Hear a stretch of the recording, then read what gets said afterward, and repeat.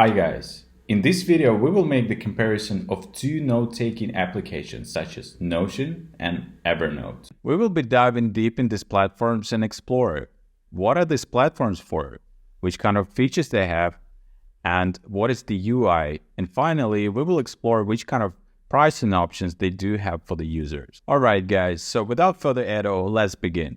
So what is Notion used for? Notion is like a Swiss almanac. It's fantastic for taking notes and organizing ideas, just like other note-taking apps. But it's much more than that. With Notion, you can take notes, track your progress, create mood boards for art projects, and keep all your project details in order. So once we are on the main page, on the product section, we can see that it contains wikis.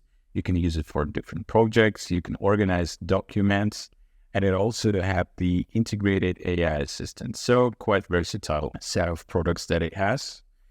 At the same time, one thing to add that you can download it on iOS or Android, and you can use it for Mac and Windows.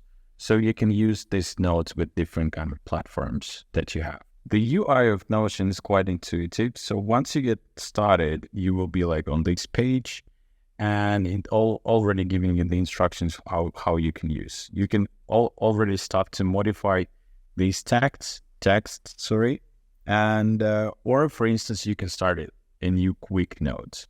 Once you will have like multiple quick notes, you can put this into the folders. But let's check the templates that the Notion is offering for us. So if you go into the template section, it already have like pre-built templates. So for example, it has already a template for a to-do list, so you can track the tasks that you have created for yourself. Or you can use the template for project and tasks, or the other one is the project and tasks sprints. And at the same time, you can use it for keeping the docs in the right order. Or if you have like a need to create a QA page or wiki for your internal or external team. So you also can get the template, which is already pre-built in the Notion.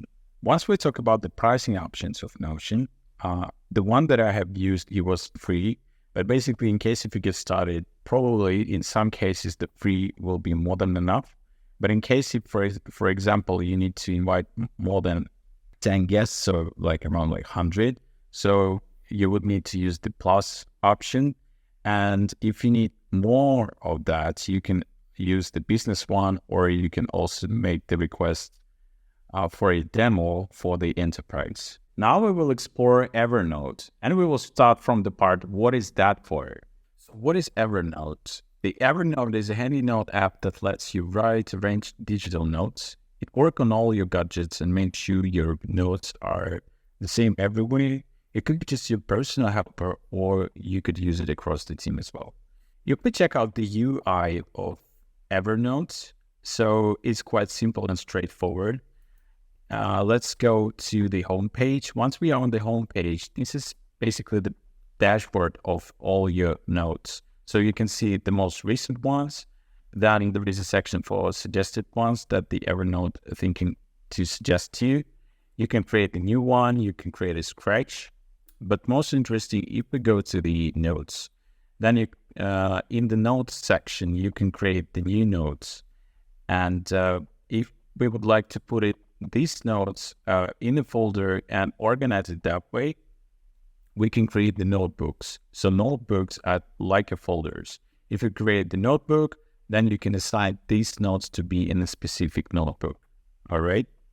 Another great feature, in case if you wrote something and you remember some note that it has been containing some piece of text, so you can go to the search and write, let's say, find it, right? So we can see that there is a text that contains this piece of text. So if you click on that, then you will be in the notes where this piece of text was mentioned, all right?